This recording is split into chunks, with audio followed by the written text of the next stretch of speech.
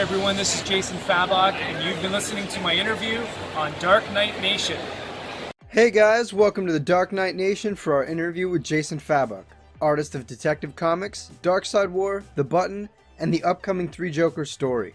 First off, I want to start by giving a huge thanks to Jason for taking the time out of his busy schedule to chat with us and for being a genuinely great creator. The audio here was live at a convention, so I tried the best I could to make us both audible, but the audio quality isn't fantastic. I will say, however, that Jason gave us an amazing interview, so if you're here for that, you came to the right place. At certain points, things get a little difficult to hear, so I'll try to make sure we get some subtitles on the screen. If you aren't already, you should check out Jason on Twitter, which will be showing somewhere on the screen. I'll be linking his YouTube channel in the video where he goes over the process of creating action figures, statues, and hopefully a bit into his art on the page. With that out of the way, here's the well, first of all, thank you so much for agreeing to do the interview, man. I've been a big fan of your work since your time on Detective Comics, as you saw before. So, one thing too that I noticed about your artwork is that you play with a lot of really deep blacks, and it seems like that helps to push some of the imagery forward and give it a more three-dimensional feel. I mean, I'm not much of an artist, so I don't know if that's accurate, so to speak, but... Yeah, I've always been attracted to that kind of artwork. Going back to David Finch, who was my mentor. Jim Lee does a lot of that. Right. Gary Frank, he does a lot of that stuff too. Even going back to like Neil Adams. Some of the Corey Wrightson, he used a lot of black as well. I've always just been attracted to that kind of art, and my philosophy with my art is to kind of just draw the way that I like comics to look when I'm reading. Right, yeah. I'm attracted to a certain kind of art, and I want to draw that in my art. And, so I've kind of gone that way, and, it's also a little bit of a cheat. There was a famous Wally, I think it was Wally Wood, who said, when in doubt, black it out. And so, sometimes when you don't really know your anatomy and stuff like that, or something's, you do a lot of black, it kind of helps it look a little more detailed than what it really is. Absolutely. Some of it is me hiding some of my weaknesses. Cool. But it works. I like that. I like that big and bold look of a comic book and characters, and I think you need a lot of black in there to kind of give it that look. Yeah, I mean, absolutely. I mean, currently in the industry, you're one of the biggest guys out there right now. You ask anybody who their top 5 are in the game right now, you're in every list that I've pretty much ever seen. Like I said, personally, man, like I've loved your work since I found you on Detective, and I follow pretty much every project you do. So seeing you get to work with, coupling your great art with great writing just makes the storytelling so much better, So, and so my question for you is, as a writer, you obviously have a role in the storytelling process, whereas, the writer is always credited with the flow of the narrative and the characterization. So how would you say that your role as an artist kind of intertwines with that in the storytelling aspect? Well, as an artist, your job is really to take the script and present it in a way that is visually appealing and easy to follow for the audience. I've never been one to play around with crazy layouts. I like it. I like to, there's the old saying, keep it simple, stupid. That's kind of what I like to do with my art. I like my artwork to look very cinematic, and so I try to approach it in that way. Again, just to make it simple so that anybody can pick up one of my comics and read it, and they're never going to get lost. They're never going to wonder, well, which panel do I go to next because of some crazy layout. For some people it works, but I just find that stuff doesn't work with me. As far as storytelling, I've been really fortunate to work with really great writers who understands that comics are a collaboration. Right. Jeff Johns, Tom King, these guys, they like to collaborate with their artists and make sure that the artists are part of the storytelling process. Even going back to when you first start off a book, they want to know what you want to draw. They want to know if you have any ideas, this kind of thing. I really appreciate that because it allows me to get even deeper into the story. And I've been very fortunate to work with some really great writers who just want me as part of the team. Right. And I think that's great for an artist to feel that way when you're working on a project. Absolutely. And the thing is, it's really interesting because when you look at all the great writers in comics, they're often the ones that make themselves the most vulnerable in their script. So as an artist, do you find that there are any ways for you to express your current mindset or how you're feeling in your artwork, whether it be, the composition of the background or the gestures that the character makes? Yeah, sometimes, but most of the time, like my job as an artist is almost like it's kind of like part director, part actor. So Right. You're trying to get into the head of the character that you're working on and act out visually, like through your drawing, like how that character would be. And some days you do a good job of it, and some days you do an awful job of it. But I try to really get into the heads of the characters, and I learned a lot of that from my background when I went to school for animation. They taught us to try and act out the lines that the character would say. So I try to do that, and then try to capture the face of that character, the way that they might be delivering that line. It's different for each project, but you try to make the story as visually appealing as you can, and so that the audience knows, without words, they would know what's going on, I guess. Yeah. That answers the question. No, absolutely. I think that's the test of a great artist and a good collaboration between a writer and an artist, where you could have no dialogue, strictly the narration and the art, and be able to understand what the story is. Whereas the dialogue, yes, can help elevate the story, of course, but with those two factors alone, I feel like that's how you can define a great team between the writer and artist, when you're able to understand the story and understand the characters and what's going on by that alone. Yeah. So for you, you've gotten to play around with a couple of different styles and tones between doing detective and then Justice League, more specifically Darkseid War, and how big and crazy and cosmic that was. And then now you're working on the Three Jokers, which again is probably a little bit in terms of tone, probably a little bit closer to detective, a little bit more smaller scale, less grandiose stuff. So for you, do you either A, have a preference between those two types of tones in your artwork, or B, how do you approach them differently between trying to write something huge like draw something huge like Justice League or the Three Jokers, Detective Comics? Yeah, personally, I prefer the more smaller stories. Mostly because it's a little bit easier on you to draw something like that. Right, yeah. But I feel like with a smaller story, you're able to get more emotion and personality out of the characters. You can spend more time working on the characters because you don't have 100 people to draw on a page. Whereas, with something like Justice League, each panel, you got 4 or 5 people there talking with each other, fighting big bad guys. That drains you. Doing a team book is a totally different beast from doing a single character book. Right. But then again, I don't know. I put a lot of work into my backgrounds, and those kinds of things can add a lot of time. But I think I prefer the more smaller scale personal stuff. Yeah, it's more to my liking. It feels like the bigger grandiose stuff is good in moderation. When you do it every once in a while, you get to kind of really flex your stuff. I mean, not that you don't do it, because issues like the button that you did, especially that first issue dealing with a 9-panel grid and pacing, I think really kind of goes back to what you were saying about your role almost as a director, because you're the one that paces the story as much as the script outlines it.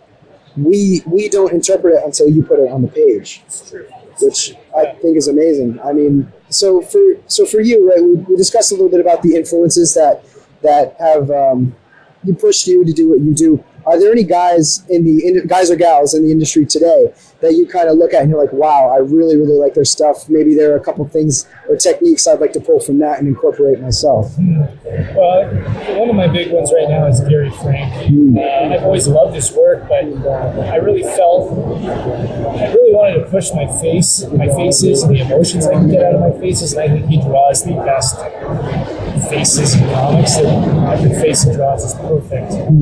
So I use a lot of his work for influence and even reference sometimes, because he just understands how to draw a face really well. I really like Jerome Pena, who's doing Uncanny X-Force and Seven to Eternity, I think is his book right now that he's doing with Rick Remender. I think he's an amazing artist and very underrated. He should be bigger than what he is. Yeah. But he's a great. I really loved his storytelling very early on, and the way that he uses foreground, middle ground, backgrounds. In each panel, there's always something in the foreground, middle ground, background, and it creates a very nice depth. Yeah. And so, I've really gone to him for some influence. With Greg Capullo, I really love the stuff that he's doing. It's always been one of my favorites, even back to Spawn. Yeah. He's been a really, Greg Capullo and I've had some really good talks with him. He's been a good, kind of guy to go to and get some answers from, mentoring and that kind of thing. Yeah. I really appreciate that from him. So, yeah, those are some of the guys I think about at the top of my head. Yeah, it seems like, especially now with a lot of the guys that are big in the industry, a lot of them took influence from a lot of the guys that started up at Image and made themselves a name there, Yeah. You have like Jim Lee, you had mentioned before, Greg Capullo. You have guys like Tony Daniel as well, all superstar artists. And I think in your art, there's a lot of, I guess, intricacies that I found similar to, like Lee and David Finch, of course, like the way you draw Batman's cowl is distinct and it has a lot of its own kind of curvature. But for example, in the eyes, I see a lot, in the eyes, the goggles, I guess you can say, the lenses, I see a lot of Jim Lee and a lot of David Finch. But it's nice because I think the nice thing about your artwork is it pulls all of that together and you add your own kind of style to it. And it makes it very unique and, again, big and bombastic. And, when you think comic book art, I feel like your art is one of the things that comes to mind immediately. And that's all on purpose. When I was learning with David Finch, he was teaching me how to draw like him, the way that he understands art. Right. And so my artwork is looking very, very much like his. And I said, Dave, everybody's going to think I'm this is when I first starting out back in 2010. I said, everybody's going to think I'm just a copycat of Finch. So my work looked like David Finch. He said, that's a good thing. He's like, my work sells very well. If you draw like me, you'll never go wanting for a job. He was right. I've never had to ever look for work. It's just always come to me. And he said, it's going to take you 4 or 5 years, but your style, you'll start to bring your own thing into your style. He was taught by Mark Silvestre, and he's like, I was a Mark Silvestre ripoff for the first 5 years of my career. Yeah. And so he said, just give it some time. Eventually, you will create your own thing. You'll bring your own influences in, and don't worry about that. And so I did. And I think in comics, a lot of young artists, they think they have to have some unique, super unique, original style. Yeah. But they'd actually find more work if they just, it sounds bad, but ripped off the style of comics that is selling very well. Dave Finch used to always say, whenever you go to a comic convention, go and look who has the longest lines. It's a lot of the Image guys. It's a lot of that style, the big, bold artwork. Absolutely. He said, if you want to work on the biggest and best books, DC hires those kind of artists. They want guys who can draw Jim Lee's style because it sells comic books. And so, from a business standpoint of things, that's how I draw. Dave Finch was right, and over time my work has evolved and changed. And, Absolutely. I've brought in different influences from other guys, but I don't know, my it's kind of a weird comparison, but one of my favorite bands is Dream Theater, and they were never shy about their influences. They would write a song and sound like Rush, write a song and sound like Genesis or Yes or whatever, and they were like, we wear our influences on our shoulder or on our sleeve, and so in the same way, it's like I love that kind of artwork. That's the stuff that really got me when I was a kid and a teenager reading comics. Like, Dave Finch also said to me, he's very wise. He also said once, like, remember the feeling that you had the first time you saw a specific artist. Right. You know, that first time, that's what you want other people to feel when they read your work. So for me, with Jim Lee, it was like the first time I read Batman Hush, it blew my mind, and I said, that's the way I want my artwork to look like. Right. You know, he said, if there's an artist that you love now but you hated before, don't draw like them, because that first impression that you got that you didn't like, don't want that in the artist. So those are the kind of artists that takes time to learn them. So I don't know. That's just kind of some wisdom that I got from Dave. It's all worked in my favor. Absolutely, and like you said, I think the beautiful thing about your artwork is you can see the influences, but it's very clear that over the years you've made it your own. The thing that I think is distinctly different from guys like Finch or Lee is this smooth quality to your artwork. You know, you have, you know, the very sharp lines that are also accented by those heavy blacks. You know, it gives, you know, that feel of depth, but at the same time there's this sense of smoothness, and especially with bodies, it's absolutely a must to make them look organic. You know, and I think that's something that your artwork does that is unique to you. That's interesting, because I don't think that about my art. Really? I think it looks very boxy and square, and I try hard to get an organic look. I think the best organic artist out there is Ivan Rice. Like, his stuff is incredible. It just looks so organic, and I'm so jealous. I wish I could draw organically like he does. It's just so, his work is just flows and so smooth. It's organic, the anatomy and everything. And so, like, he's somebody I really looked at and really tried to study. Same with Alan Davis, the same thing. It's just very smooth and organic. So I appreciate that. But you know, you're your own worst critic. You know, as an artist, I don't. Like, it's kind of sad, but I don't really like anything I draw. I just see everything wrong with it, and you know. But I try. I don't believe I'll ever be a great artist. I just try and always move myself further and further and further, get better, get better, get better. Yeah. I'm constantly. I do think I shouldn't do like read reviews, and when people nitpick things, I don't take it as something that's bad. I say, well, you know what, maybe I need to work on it. I mean, as a creator and someone who, for all intents and purposes, is selling a product, I don't necessarily think that's the worst way to approach it, because you have guys like, you know, for Scott Snyder, one of my favorite writers of all time.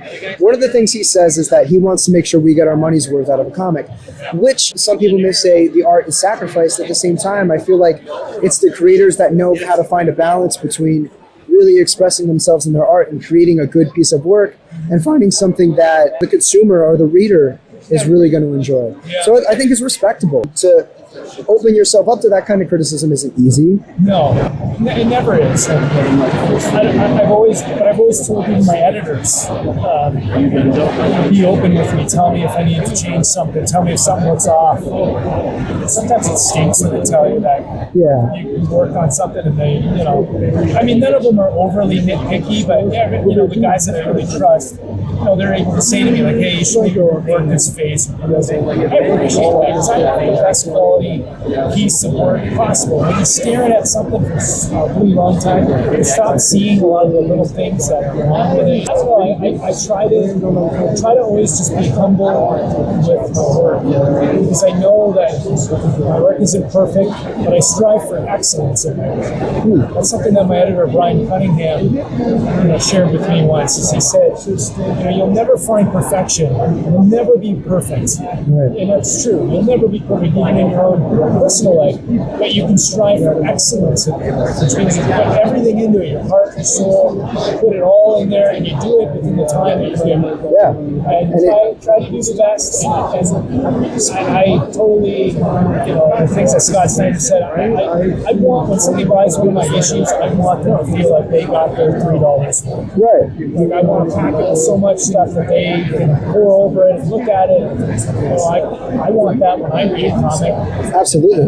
Yeah. I mean, it's like I said, it's an honorable thing to do, to be humble, especially, you know, in a world where, you know, believe it or not, man, I've never met anybody who reads comics today that doesn't have you on their top 5. the reason I reached out to you to do this interview in the first place is because I love your work. I've listened to you talk, and I think that it's important for fans to know a little bit about the artists and the creators, because it's always rewarding when somebody who you love on a creative standpoint is also a good human being, you know? And that's why a lot of the big guys you see today, like yourself and Scott and Jim Lee and Tom King, you're all nice people. You know, I won't say who it is, but when I was a young artist, I went to a con once and I really wanted to meet a certain creator. And I don't know if it was just a bad day, if he had a bad night, but I don't know. It left a scar on me, and I learned that day that you gotta be nice to everybody, you gotta love people, love on everybody that comes to you, and you know, I'm just a fan. I'm a fan. I'm a fan of comics. I'm fortunate enough to be working in comics, and I just don't take it for granted. We'll be all gone tomorrow. So I want to connect with the people who are reading my work. Because I'm thankful that they read my work. I'm thankful that they support me and my work. Every time somebody buys one of my comics that I worked on, it supports my family. I'm very thankful for that. I'm thankful for the fans and the support. I'm thankful for the comic fans are the best. Like, comic fans are the best. They're such good people, and I really appreciate that. I'm glad that they support us. Right, yeah. I'm glad that they do. Yeah.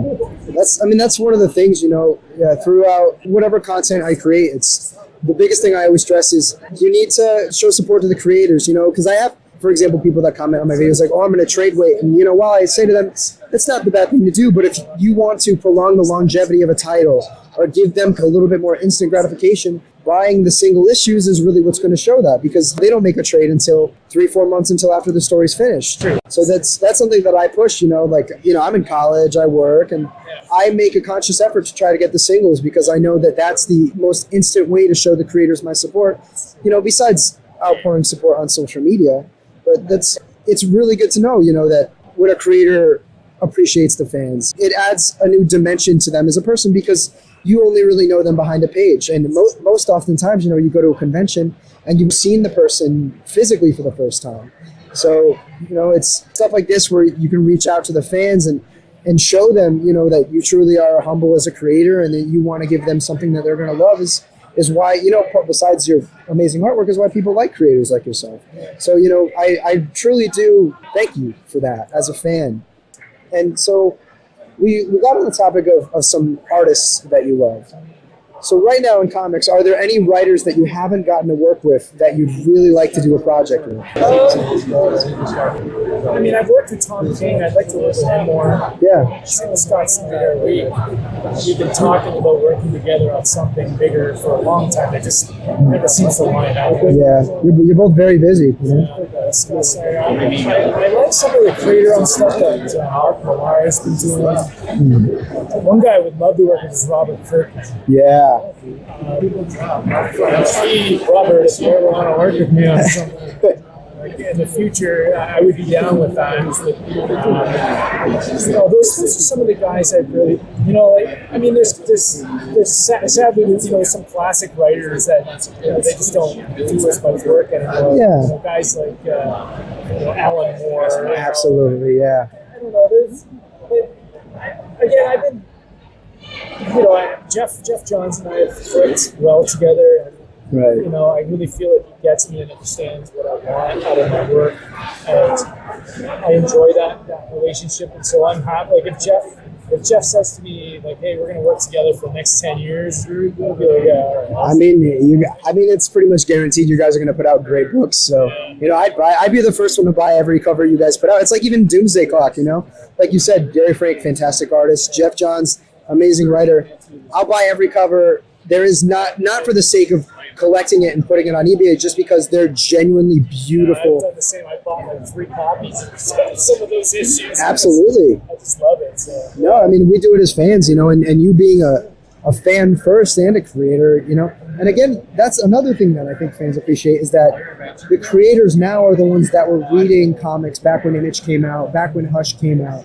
So we're seeing, our sensibilities reflected in the work, and also you can see the love of the characters and the universe and the storytelling. So I think that's obviously super important. So through your artwork, I notice a lot of times, people request Batman. Even your banner there behind us is the awesome cover from the Button. So I think you've also gone on record saying Batman is your favorite character in comics. If you could get a crack at another character, even if it was a mini-series or a maxi-series, however, what other character in the DC universe would you like to tackle? Well, I had drawn a lot of things. I did a Swamp Thing short story with Tom King. Yeah, that was excellent. I'd love to do more Swamp Thing. He's probably my second or third favorite DC character. Again, I think I'm open to really drawing anything as long as it's with a writer that I trust and I feel have a story that I would want to tell. Right. You know what I mean? Yeah. Outside of DC, like one character I would really like to do is Hellboy. Yeah, that'd be awesome. I think Hellboy is like the only comic series that I've read every issue of. Wow. I would love to do something like this. I've been fortunate to draw quite a lot of DC's characters. Well, I mean, when they had announced your exclusivity to DC, I'm a fan of comic books in general. But DC, for me, I think that these characters were the pioneers of the industry of comics. Without Superman, I don't even think comics would exist anymore. And then Batman becoming. A lot of people say that with American comics right now, they are like an American mythological pantheon. The Greeks have their gods, and we have DC Comics. It's true. And it's kind of crazy to think, like, that I had a chance to work on some of these characters. Like it's nuts. Like, Batman's 80 years old. Right. Like, when you're a little kid, you draw Batman, but you never think that you'd actually draw Batman. It's a very humbling and it's kind of a scary experience, like, when you have to draw some of these characters. Yeah. You want to make sure you're representing them well. You want to make sure that you're doing a really good job on them. And adding something to the legacy of that character. Absolutely. It's a special thing. That's right. Yeah, and I mean, it takes an artist with that type of commitment to do those sorts of things. Those things don't just come by chance. I feel, it's those who have earned it and have shown their stripes and are committed to making themselves a legacy with these characters. And that's one of the great things about the industry, I feel like. And so we touched on the characters you've drawn, characters you want to draw. I guess the question for you is there a character that you feel like you relate to most as a person? Obviously, everything is a little bit bigger and grandiose, but I think Superman. Superman, for his morals, for his values. It's weird. Like, artistically, I'm drawn to dark stuff. Right. I don't know if it's because it's not really part of my personality, or if it is, it's like very deep, and so it's like I want to draw the opposite of who I am. Yeah. Like, I'm a very happy, positive, like, love. I want to love everybody, be as moral as I can be. But I like drawing dark, scary stuff. You kind of live vicariously through it, I suppose. That's what it is. Well, also, to be fair, in the words of Frank Miller, it's the goddamn Batman. You know what I mean? So I feel like there's always going to be some sort of appeal to drawing him. Yeah. And he's arguably the biggest character in fiction right now, and he's a modern icon. So, and I think even now, you've paved yourself as a quintessential artist of not only comics but Batman as a character and as a concept. So I look forward to seeing more of your work for the future, and I can't wait to see how you kind of stretch yourself creatively and do new things, and we get a little bit of what we love and what you love to do as a creator. Lastly, I really appreciate getting together and doing this with me. As a fan, it's surreal because I never thought I'd get the chance to meet you and have the opportunity to have a great conversation with you. So thank you, and thank you to your commitment to the fans as a creator. And I think it's a virtue to have creators like yourself that really care about the fans and want to deliver something that we love, but also deliver something that you're proud of. Again, I appreciate everything and being on the show, and hopefully that we can have another conversation again sometime. Sure, I enjoyed it. You asked some great questions. I love talking about this stuff and sharing some insights. I know I like listening to that kind of stuff too. So. Thank you again. Hopefully we'll speak to each other soon, and to everyone listening, thank you guys for listening. If you haven't checked him out, he has started up a YouTube channel. Yes. Right? So it's about toy design, manufacturing. It's going to be about a little bit of everything. Right now I'm focusing on some of the toy stuff because that's just come out. Very fresh, So yeah. I'd like to do some kind of behind the scenes commentaries on some of the newer stuff. Highlight some of the newer stuff as that comes out. Like right now, I'm working on the Joker stuff. It's not going to come out until sometime in 2019. So I figured, why don't I take some time and do some little videos to connect with the fans. Absolutely. It just fans who want to check that out, you got to be a little patient. It takes a long time to do videos. Oh, I get it. Especially when that's not your full-time job. Those are videos I'm filming at night, on a Saturday if I have a Saturday free. So but it'll come. It'll be slow, but it's something. Yeah, it's a good way for people to touch base with you again. And then on Twitter, right, it's just Jay Fabok. Yeah, I know Jason Fabok, Jay Fabok. They're all different. So somewhere around there, we'll link it in the description so people can find you. Yeah, you'll find it. Twitter, Instagram. I have a little Facebook fan group or whatever. But, Yeah. Twitter and Instagram is where you can find that. Yeah, and again, reiterating that for everyone, 3 Jokers coming out somewhere in 2019. The awesome Jason Fabok and the awesome Jeff Johns on a book together. And if you want to get a taste for that, these guys worked on Justice League. So definitely go check that out. It's this big, monstrous story. It's everything you'd ever want out of a massive DC Universe collaboration. So again, thank you, Jason, for coming on. And thank you guys for listening. This is us signing out from Terrificon in Connecticut. So have a good night, guys. See you guys.